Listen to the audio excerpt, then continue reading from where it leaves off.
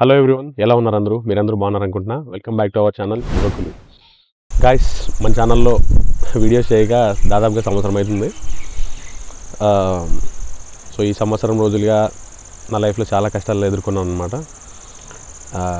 So దానివల్ల mentally and financially చాలా ఇబ్బంది పడినాను. చాలా అంటే అసలు ఎప్పుడు ఎక్స్పెక్ట్ చేయలేదన్నమాట ఇట్లాంటి సిచ్యువేషన్స్ వస్తాయని. సో దానివల్ల నేను కొంచెం మెంటల్గా డిస్టర్బ్ అయిపోయి, ఫైనాన్షియల్గా కూడా డిస్టర్బ్ అయిపోయి, నాకు వీడియోలు తీయాలనే ఇంట్రెస్ట్ కూడా రాలేదన్నమాట.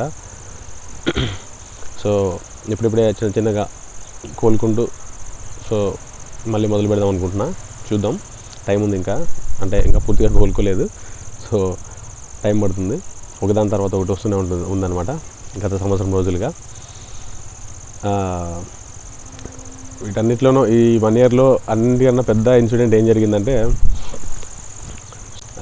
మా అమ్మకి హార్ట్ ఆపరేషన్ జరిగిందనమాట. Open heart surgery, bypass surgery జరిగింది. So bypass surgery plus valve replacement రెండు జరిగినాయి, అంటే ఒకే హార్ట్కి 2 ఆపరేషన్లు అనమాట.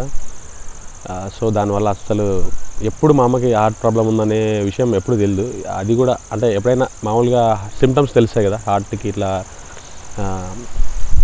హార్ట్ ఇంత పెద్ద ప్రాబ్లం అంటే బైపాస్ సర్జరీ చేసినారంటే హార్ట్కి ఏదైనా ప్రాబ్లం వచ్చినప్పుడు అప్పుడప్పుడు తెలుస్తుంది కదా. అట్లాంటిది ఎప్పుడూ జరగలేదు అనమాట.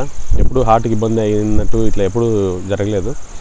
సో మా సిస్టర్కి మ్యారేజ్ అయిన సరిగ్గా 5 నుంచి 6 నెలల మధ్యలోనే జరిగింది ఇట్లా. అంటే సిస్టర్కి మ్యారేజ్ అయిపోయిన తర్వాత ఒకేసారిగా ఇంక ఇంట్లో నుంచి వెళ్ళిపోతారు కదా.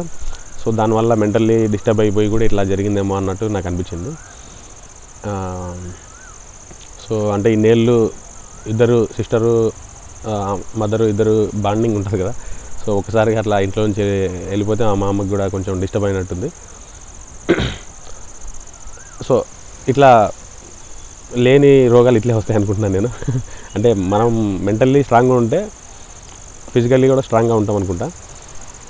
సో సో దానివల్ల అట్లా అయిందేమో. సర్లే, అది ఎప్పుడు హాస్పిటల్కి మేమైతే ఎప్పుడు హార్ట్కి సంబంధించి ఎప్పుడు ప్రాబ్లం కాలేదు. నార్మల్గా ఎప్పుడైనా జనరల్గా జ్వరం కానీ ఇట్లాంటివి ఎప్పుడైనా వస్తే వెళ్ళి చూపించుకోవడం ఇంతవరకే ఉందన్నమాట. సో వన్ ఫైన్ డే ఏమైందంటే కొంచెం ఆయాసం ఎక్కువైందనమాట. సో హాస్పిటల్కి వెళ్ళి చూపిస్తే ఆయన మామూలుగా 2 మంత్స్ 3 మంత్స్ ఇట్లా ట్యాబ్లెట్లతో మనకి ఆయన విషయం చెప్పలేదు అప్పుడు సరిగ్గా. సో 2 మంత్స్ 3 మంత్స్ మనకి నార్మల్గా ఏదో అనుకున్నట్టు చెప్పినాడు. హార్ట్కి ఏదో లైట్గా అంత ఇష్యూ ఉందని చెప్పలేదు. సో 2-3 మంత్స్లో బాగా అవుతుంది అన్నట్టుగా మేము మాత్రలు ట్యాబ్లెట్స్ ద్వారా చేస్తాడన్నట్టుగా చెప్పాడు. వన్ ఫైన్ డే ఏమైందంటే మళ్ళీ కొంచెం బ్రీతింగ్ ఇష్యూ వచ్చింది. సో అప్పుడు ఎంజియోగ్రామ్ తీద్దామని చెప్పినాడు. అప్పుడు ఎంజియోగ్రామ్ తీస్తే 3 వాల్వ్స్ బ్లాక్ అయినాయని చెప్పారు. సో దీనికి హార్ట్ సర్జరీ చేయాలి, ఓపెన్ హార్ట్ సర్జరీ అని చెప్పాడు. దాంతోపాటు మళ్ళీ వాల్వ్ రీప్లేస్మెంట్ కూడా చేయాలన్నాడు. అసలు నేనైతే ఎక్స్పెక్ట్ చేయలేదు ఇట్లాంటి సిచ్యువేషన్ వస్తుందని. సో ఓకే, ఇదే పెద్ద ఇష్యూ అంటే ఇదే ఈ 1 ఇయర్లో. సో దాని తర్వాత ఇంకా చిన్న చిన్నవి జరుగుతూనే ఉంటాయి. మా అమ్మకి ఇంకా ఆపరేషన్ అంత పెద్ద ఆపరేషన్ అయిపోయిన 3 మంత్స్కి మళ్ళీ మా సిస్టర్ డెలివరీ అనమాట. అంటే ఇంకా మా అమ్మ 3 మంత్స్లోనే మళ్ళీ ఈ పిల్లల్ని ఇప్పుడు మా సిస్టర్కి బాబు పుట్టాడు. సో మళ్ళీ ఇంట్లో పనులన్నీ కూడా అమ్మాయి చేయాల్సి వస్తుంది కదా. సో ఇట్లా కష్టపడుతుంది. సో దాని తర్వాత ఇట్లా 1 ఇయర్ నుంచి ఇట్లా చిన్న చిన్నవి అవన్నీ చెప్తూ పోలేము. మేజర్గా అయితే హార్ట్ సర్జరీ జరిగింది అమ్మకి. సో దానివల్ల కొంచెం డిస్టర్బ్ అయినాం. సో అట్లా 2 నెలలకు ఒకసారి 3 నెలలకు ఒకసారి ఏదో ఒకటి జరుగుతూనే ఉంది. సో ఈ కష్టాలన్నింటినీ తీర్చాలంటే నేను కంపల్సరీ ఏదో ఒక పని చేయాలి, ఏదో ఒక ఉద్యోగం చేయాలి, ఏదో ఒక జీవనాధారం చూసుకోవాలన్నట్టు నేను ఇంకా వీడియోలు వీటన్నిటిపై నాకు కాన్సన్ట్రేషన్ రాలేదు ఇంకా. సో సరే ఇవన్నీ కట్టిపెట్టేసి నేను హైదరాబాద్ వెళ్ళిపోయినా. లాస్ట్ జనవరిలో వెళ్ళాను. ఈ మంత్ 5th అట్లా వచ్చాను ఇక్కడికి. సో అక్కడే వర్క్ చేసుకుంటూ ఇట్లా చిన్న చిన్న అప్పులు అవన్నీ కట్టేసుకుంటూ ఇలా ఉన్నాను. నాకు వీడియోలు తీయాలనే మెంటాలిటీ అప్పుడు రాలేదు. బికాజ్ ఇన్ని కష్టాలు పెట్టుకొని నవ్వుతూ వీడియోలు చేయడం అంత ఈజీ కాదు. సో అందుకు నేను చేయలేకపోయినాను. మొన్న జూన్ 2వ తేదీ ఈ యాక్సిడెంట్ జరిగింది. ఒకడు రాంగ్ రూట్లో వచ్చి గుద్ది కొంచెం ఇష్యూ జరిగింది. సో బండి నెంబరు అన్నీ తీసుకొని కంప్లైంట్ ఇచ్చినాను. ఎఫ్ఐఆర్ రిజిస్టర్ అయింది, పడిపోయినా. సో ఇదైతే చెయ్యి ఇక్కడ మిడిల్ ఫింగర్ ఉంటుంది కదా, ఈ సైడ్ బోన్ ఫ్రాక్చర్ అయిందనమాట, ఇరిగింది. మీకు స్కానింగ్లో అక్కడ వేస్తాను చూడండి, ఎక్స్రేలో. సో ఇదనమాట యాక్చువల్లీ. అసలు ఏం మాట్లాడాలో కూడా తెలియట్లేదు. యాక్చువల్లీ ఈ వీడియో చేయడానికి మెయిన్ రీజన్ ఏంటంటే, ఇవన్నీ చెప్పడం కాదు, ఈ వీడియో చేయడానికి మెయిన్ రీజను మనకి యూట్యూబ్ నుంచి ఒక మెయిల్ వచ్చింది. ఈ మెయిల్ ఇక్కడ మీకు స్క్రీన్ పైన వేస్తాను చూడండి. అది కూడా జూన్ 2వ తారీఖే వచ్చింది మెయిల్. నేను చూసుకోలేదు, ఇక్కడికి వచ్చిన తర్వాత, ఇంటికి వచ్చిన తర్వాత చూసుకున్నాను. అంటే 2వ తేదీ, అంటే ఈ ఇన్సిడెంట్ జరిగింది కూడా 2వ తేదీనే, జూన్ 2వ తేదీ. సో ఇట్లా కోఇన్సిడెంట్ అప్పుడప్పుడు జరుగుతుంటాయి. ఆ మెయిల్ సారాంశం ఏంటంటే,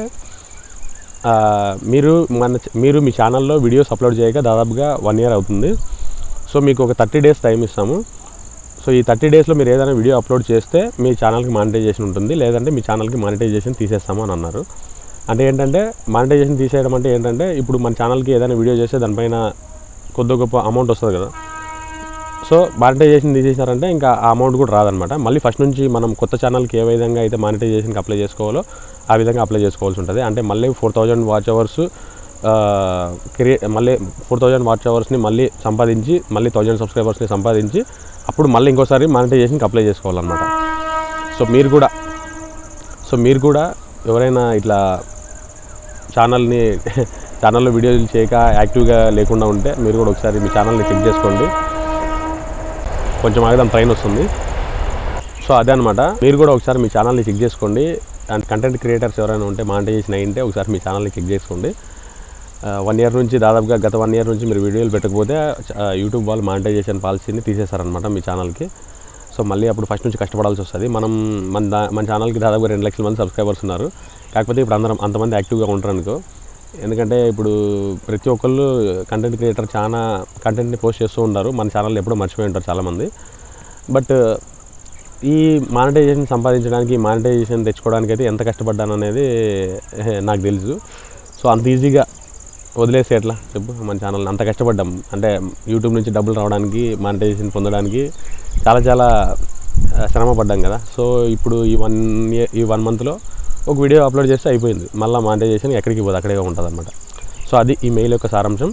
సో క్లియర్గా ఏంటంటే, 30 daysలో మీరు ఏదో ఒక వీడియో అప్లోడ్ చేయండి. అప్లోడ్ కానీ చేయకపోతే మీ ఛానల్కి మానిటైజేషన్ తీసేస్తాం అని దాని సారాంశం అనమాట.